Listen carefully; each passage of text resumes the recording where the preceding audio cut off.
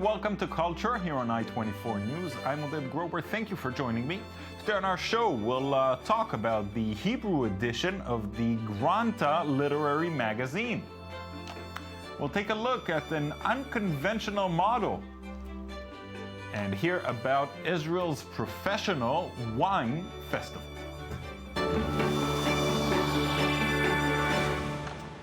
Granta is a literary magazine first published in Cambridge University in 1889. Its contributors included Julian Barnes, Sol Bellow, Raymond Carver, Doris Lessing, and Ian McEwan over the years.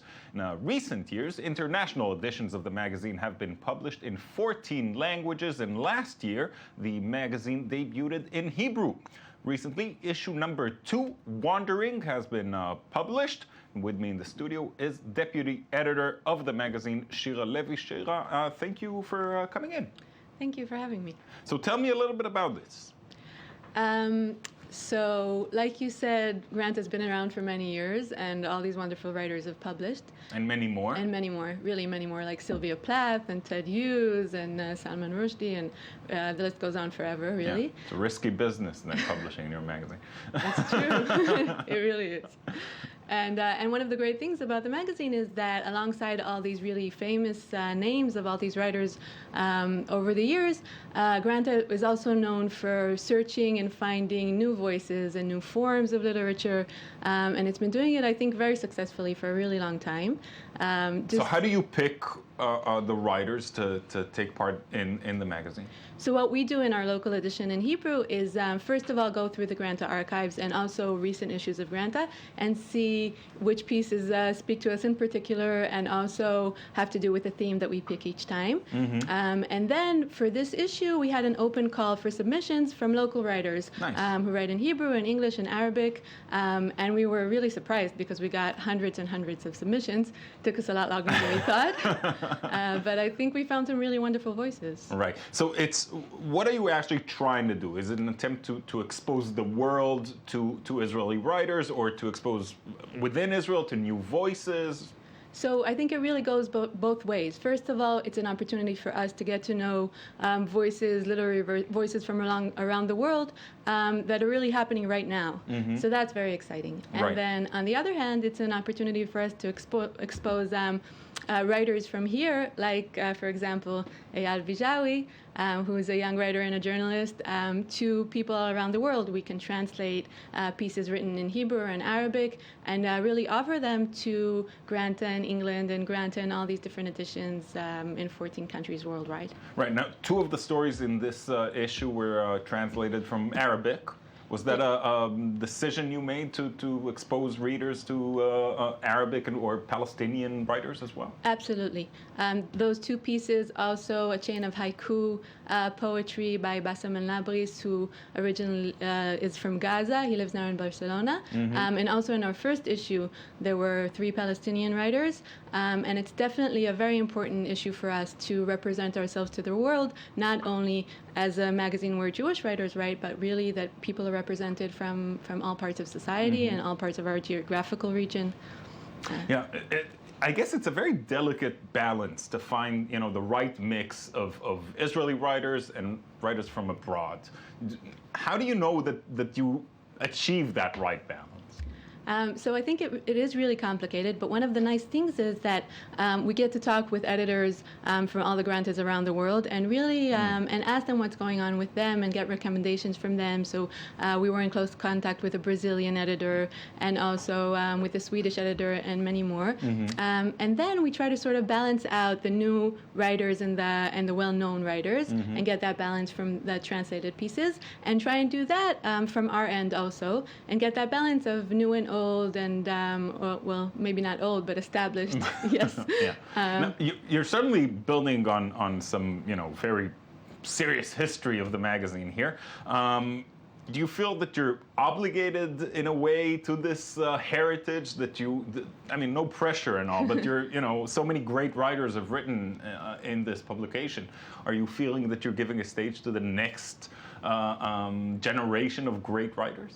I hope we are, but I think it's very hard to tell at this point. I think it's always better to sort of go with your instincts and with what you feel is really significant literature, and maybe something that breaks the form and something that has some sort of new voice, and hopefully try and build something and influence what's going on in the cultural scene.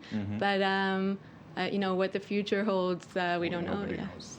That goes without saying, of course. There's a lot of prestige, and it's a world stage. But what connection? How do you connect your work now to the work done in 1889, or at some point, throughout the years?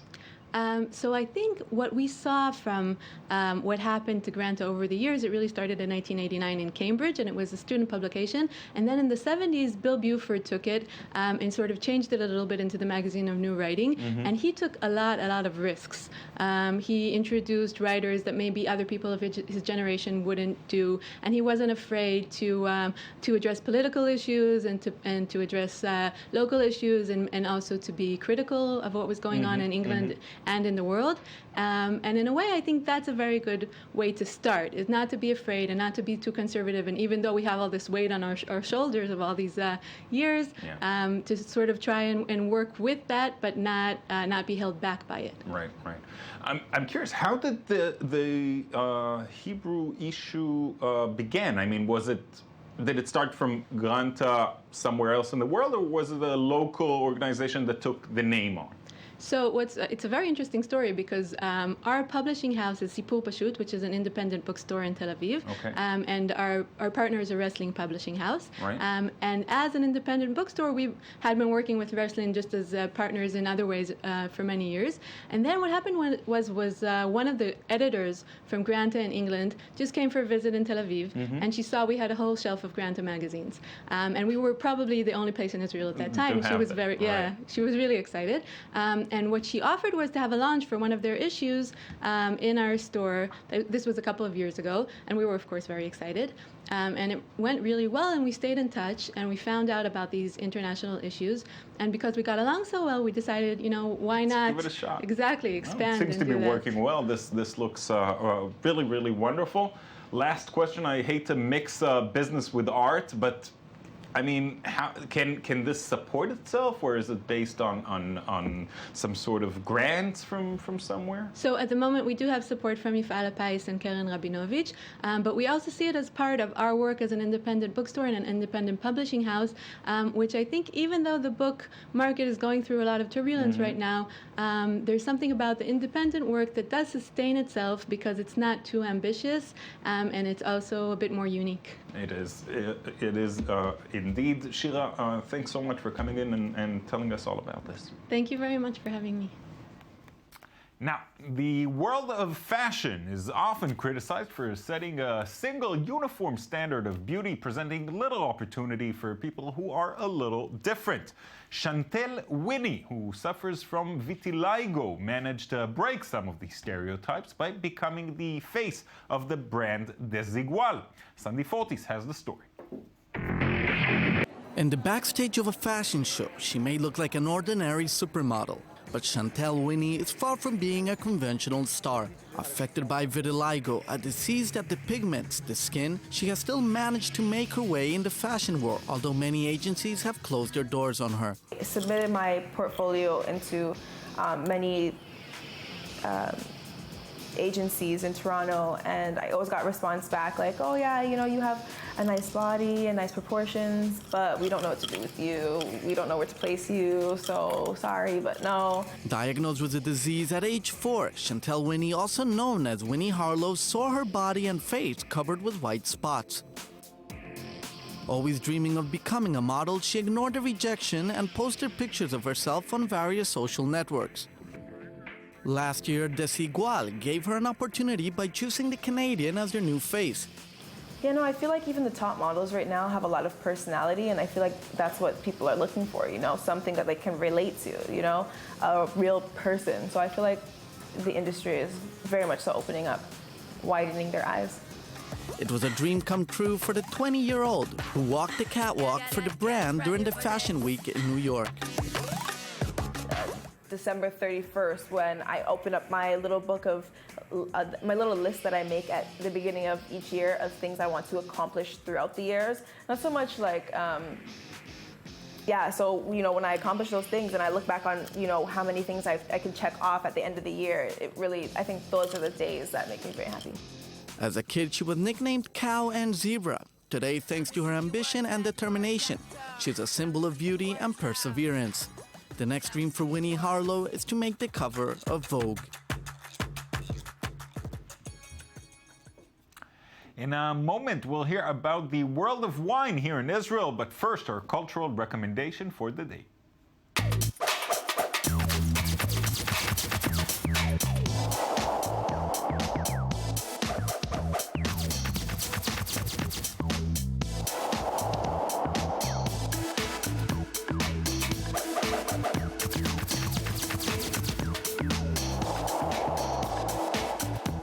One of the greatest masters of the 19th century is being honored at the Beyeler Foundation in Basel, Switzerland. Paul Gauguin, a great figure of post-impressionism, leader of the Pont-Aven school, is known worldwide for his colorful paintings, first dating to his stays in Brittany and his life away in Polynesia, Tahiti, and then in the Canopy Islands.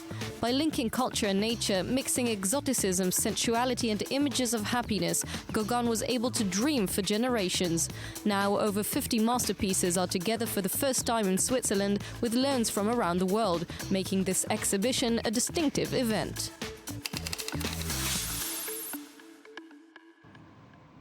And now I'm joined in the studio by author and cultural commentator Amalia Rosenblum.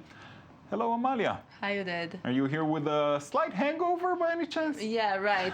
I'm just, we're going to drink afterwards, but yes, I am going to talk today about Sommelier, which is, a big festival of winos. No, not really. It's a big, it's the biggest professional wine industry event in Israel. Okay. And it's bringing together people from, different aspects of that industry, whether sommeliers, wine growers, wineries, even, bar managers and an industry that's definitely becoming more and more serious in Israel. Yeah. How long has this been going on? Well, this is the 11th year of the festival, but you're right. In the past decade, Israeli wine has been receiving, even international attention. Some of the professional magazines, Decanter and Wine Spectator, have written about it as long, as the important critics, Robert Parks, and it's also, maturing. I think the crowd in Israel is becoming more and more aware, more sophisticated. Right. Yes, trying, and also being open to,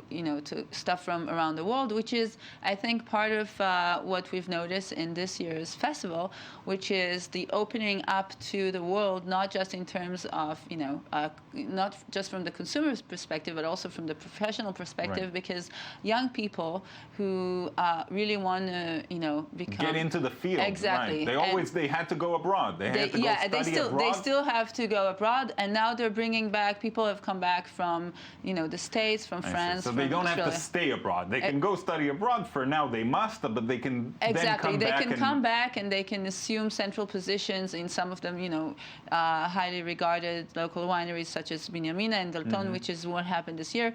And people are, interested to see what effect this is going to have on local wines. I guess, it will take a few years to find out.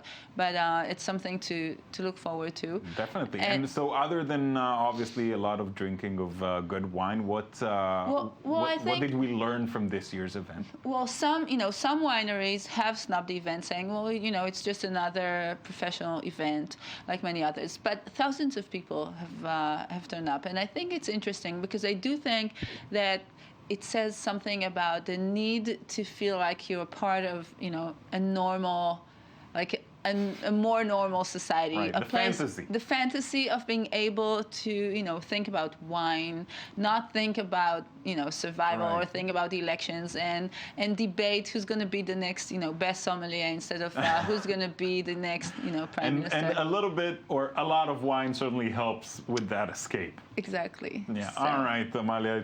It's very interesting theory. I think you might be onto something there. Thanks for coming in. I hope to see you again soon. Thank you. That's it from us for today. Time to get that glass of wine now and escape into fantasy. We leave you with Big City, the new music video by Israeli soul and hip hop group Lucille Crew. Here it is. We'll be here again tomorrow. Enjoy.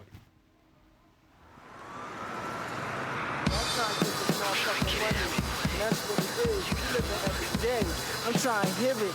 I got to feel it. For the next movement.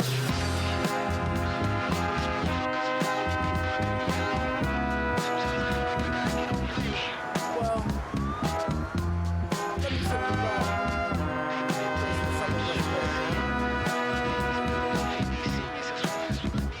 let them scream big city. City life so pretty. So with your army and glass of steel, where the hustlers lash to still. As we hustle for these meals, kicks is pinned in the pills. It feels shots like banana clips. When on my beam or television, you know my hood so sick. Let mommy thigh so thick. Stack chips worldwide.